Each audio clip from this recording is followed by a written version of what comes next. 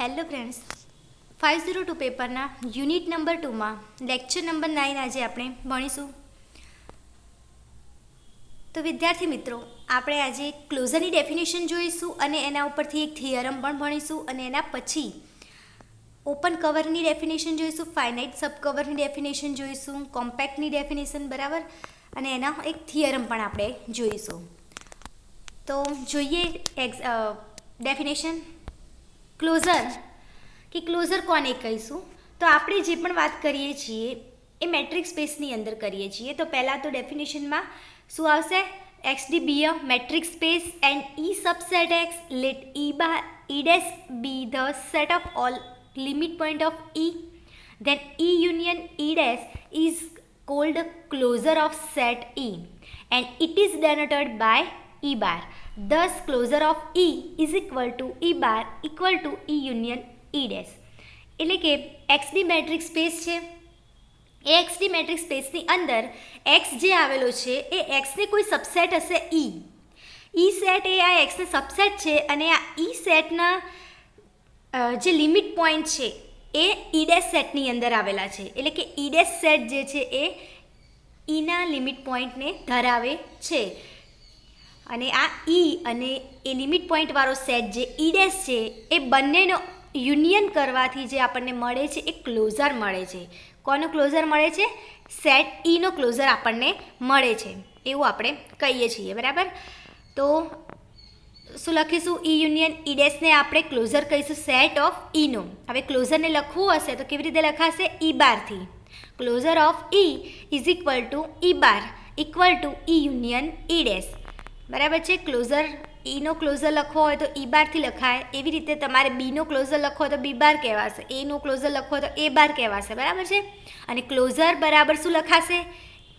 E bar is equal to E union E dash તરીકે આપણે લખીશું. હવે આગળ એના ઉપરથી થિયરમ જોઈએ. તો થિયરમ છે E be a non-empty subset of real numbers which is bounded above and y equal to supreme of E, then y belongs to E bar. અહીંયા E તમને આપ્યો છે non empty subset of real number, અને બીજું શું આપ્યું છે? Bounded એબો પણ આપી દીધું છે અને y equal to supremum of E આપ્યું છે, બરાબર છે. તો આપણે શું સાબિત કરવાનું છે? y બિલોંગ્સ ટુ E બાર છે એવું આપણે સાબિત કરવાનું છે. તો હવે એના માટે ફર્સ્ટ પ્રૂફમાં આપણે શું લખીશું? જે આપણી જોડે છે એ વસ્તુ આપણે લખી દઈશું. તો અહીંયા આપણી જોડે શું છે? We have a E be a non empty subset of real number. એ આપણે non empty subset of real number છે. So E not equal to 5 છે. E subset R E is a bounded. E non empty subset of real number છે, એનો મતલબ કે real number આરને subset થાય છે આ set. E subset R E is a bounded. So E જે છે એ not equal to 5. Non empty થઈ ગયો ઈ, અને બીજું શું કીધું છે? E subset R. તો આ જે લખ્યું છે એને આપણે શબ્દોમાં એને આપણે આવી રીતે દર્શાવીએ છીએ કે E not equal to 5, E subset R, E is a bounded. આટલી વસ્તુ તમને આપ્યું છે. અને બીજું શું આપ્યું છે? બાઉન્ડેડ એબો છે. એટલે and y is equal to supremum of E. E સેટની જે છે એ બાઉન્ડેડ એબો છે. બે કેસની અંદર આપણે આ થિયરમ પ્રૂફ કરીએ. ફર્સ્ટ કેસની અંદર આપણે લઈએ કે if y belongs to E, જો વાય જે છે એ ઈની અંદર હોય, so then since E is equal to E bar such that y belongs to E bar થાય. એમ કહે છે કે વાય જે છે એ આપણે ઈમાં લઈએ, then since E equal to E bar થાય છે, તો આપણે y belongs to E bar લખી શકીએ, બરાબર છે. હવે બીજો કેસ એવો છે કે જો વાય આપણે ઈની અંદર ના લઈએ તો if y not belongs to E, then we show that y is a limit point of a E. So E bar is equal to E union E dash. તો અહીંયા y not equal to E છે અને આપણે prove કરવું છે કે y is a limit point of a E. y એ ઈનું લિમિટ પોઈન્ટ છે એવું પહેલાં આપણે બતાવીએ. લેટ એની neighbourhood N delta of y. આપણે વાયને એક નેબરહુડ લીધું જેને એન ડેલ્ટ ઓફ વાયથી દર્શાવી of Y where delta greater than 0. Now N delta of Y is equal to neighbourhood તરીકે લખવું હોય તો કેવી રીતે લખાશે? Y minus delta Y plus delta. Since Y is equal to શું આપે છે? Supreme of E. Then there exist X belongs to E. Supreme of E એનો મતલબ થશે કે ઈનો કોઈ એલિમેન્ટ કરતાં વાય શું છે? મોટો છે અને સરખો છે. તો Y minus delta less than X less than or equal to Y, આવું લખી શકાશે. હવે આગળ જોઈએ. Now X belongs to E, Y does not belongs to E. આપણે શું લીધું? Y does not belongs to E લીધા અને એક્સ એ ઈમાં લીધા. તો આપણે શું કહી શકીશું એક્સ અને વાય માટે? કે x not equal to Y છે. એક્સ અને વાય બંને સરખા નથી. એનો મતલબ કે એક્સ અને વાય જે છે એ કોઈ સંખ્યાથી મોટા પણ હશે. એટલે કે સપોઝ વાય કરતાં વાય પ્લસ ડેલ્ટ કરતાં વાય કેવો હશે? નાનો હશે. અને વાય માઇનસ ડેલ્ટ કરતાં કેવો હશે? મોટો હશે. તો Y minus delta less than Y plus delta. હવે એક્સ અને વાય બંને સરખા નથી તો એની અંદર આપણે આવું લખીશું કે એક્સ લેસ દેન વાય, કેમ કે સુપ્રીમ ઓફ છે. આગળ આપણે જોયું એ પ્રમાણે. તો અહીંયા X not equal to Y less than Y plus ડેલ્ટ.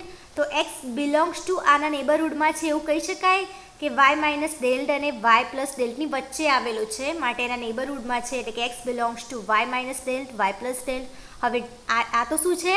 Neighbourhood of Y, બરાબર છે. તો X belongs to E intersection and delta of Y, એટલે કે વાયના નેબરહુડમાં છે અને ઈમાં પણ છે એક્સ. જુઓ એક્સ એ ઈમાં પણ છે અને નેબરહુડમાં પણ છે. એનો મતલબ આ ઈ સેટ અને નેબરહુડ સાથેના ઇન્ટરસેક્શનમાં પણ એક્સ હોઈ શકે. તો X not equal to Y છે, એવરી ડેલ્ટ ગ્રેટર દેન 0 છે. તો અહીંયા આપણે Y is a limit point of E છે. તો Y belongs to E dash subset E bar થશે. હવે E dash subset of E bar Y belongs to E bar મળી ગયું. તો બાય કેસ 1 એન્ડ કેસ 2 પરથી આપણે કહી શકીએ કે required result is a proof. Y belongs to E bar આપણે સાબિત કરવાનું હતું તો આપણે ફર્સ્ટ કેસની અંદર વાય બિલોંગ્સ ટુ ઈ લઈ લીધા અને એના ઉપરથી આપણે સાબિત કર્યું. અને સેકન્ડ કેસની અંદર Y does not belongs to E લઈને આપણે સાબિત કર્યું છે. તો હવે આગળ આપણે નવી ડેફિનેશન જોઈએ બીજી, અને એના ઉપરથી પછી એક થિયરમ જોઈશું. ડેફિનેશન છે subspace of metric space. Metric સ્પેસનો સબસ્પેસ કોને કહીશું? તો પહેલાં તો મેટ્રિક સ્પેસ લખીશું કે એક્સડી મેટ્રિક સ્પેસ છે. હવે આ એક્સડીની અંદર જે એક્સ સ્પેસ છે એનો સબસેટ કોઈ વાય છે અને એ વાય માટેનું જે ફંક્શન છે ડી ડેશ એ કેવું છે? Y cross Y to R defined by d dash x Y is equal to D x y. Every xy belongs to y is a metric on a y. So y d dash is a called as subspace of a metric space xd. તો આપણે એનો subspace ક્યારે કહીશું? કે જ્યારે xd કોઈ metric space હોય. હવે આ xની કોઈ બીજો સ્પેસ y જે છે એ સબસેટ કરતો હશે, yના પોઈન્ટ જે છે એ xની અંદર આવી જતા હોય, બરાબર છે. y સેટ જે છે xમાં આવી જતો હોય, એનો સબસેટ હોય, બરાબર છે. તો આપણે એના માટે કોઈ ડી ડેશ ફંક્શન હશે જે વાય ક્રોસ વાયનું છે આર સુધીનું. તો એને આપણે કેવી રીતે લખીશું? D dash x Y is equal to D x Y. તો every X Y belongs to Y is a metric on a Y. So Y D dash is called a subspace of a metric space X D. તો એને આપણે metric space એક્સડી કહીશું subspace. આ એનો subspace ત્યારે થશે, બરાબર છે. રિલેટિવલી ઓપન સેટ આપણે જોઈએ કે રિલેટિવલી ઓપન સેટ આપણે કોને કહીશું? Let Y be a subspace of a metric space XD and E subset Y then E is said to be a relative open set in a Y.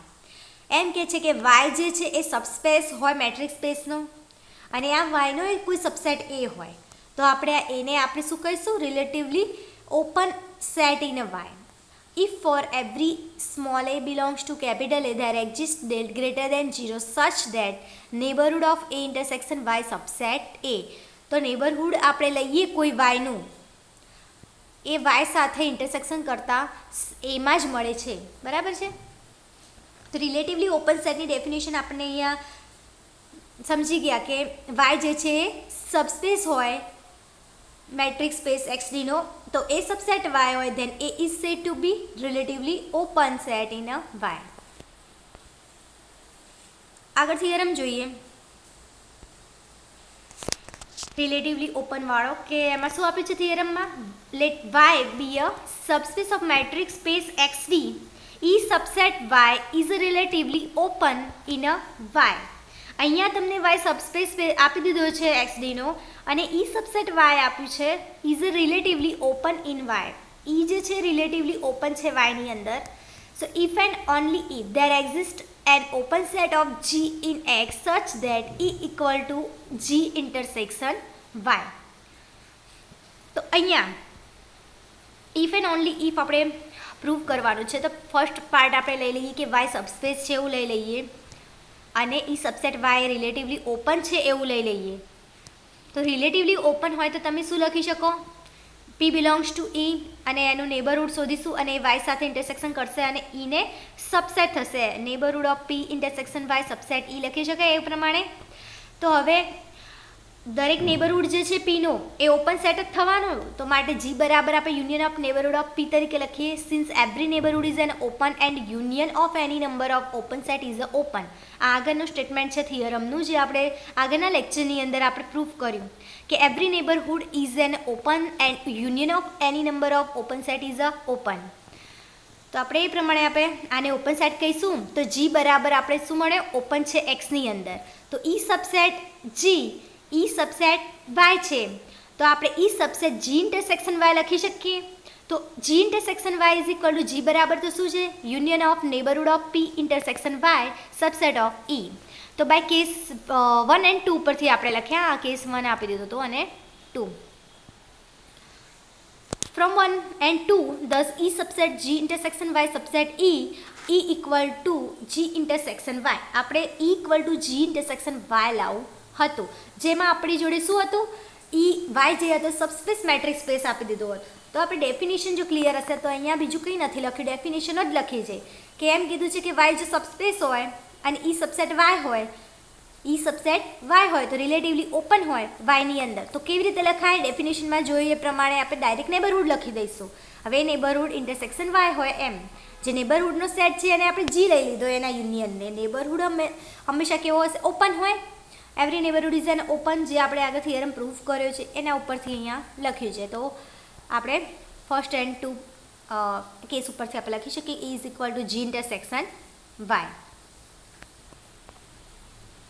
કોન્વર્સ part લઈએ હવે.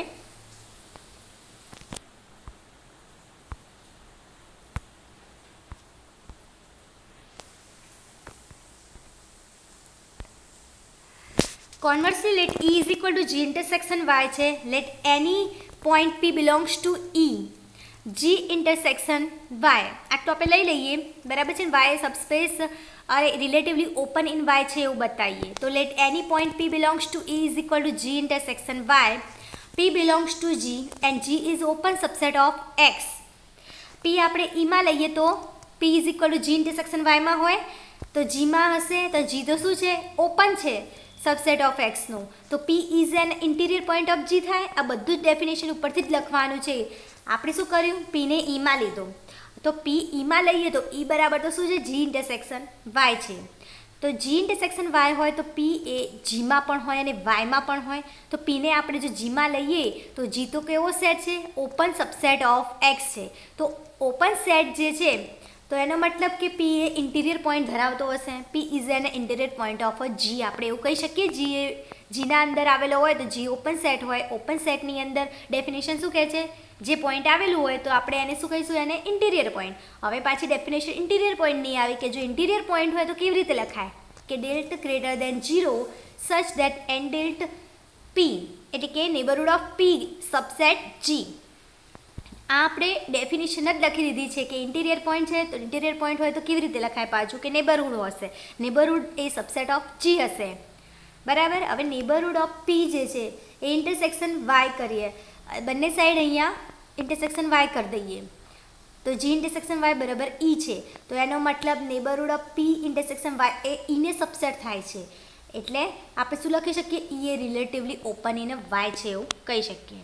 Open કવરની definition હવે આપણે જોઈએ.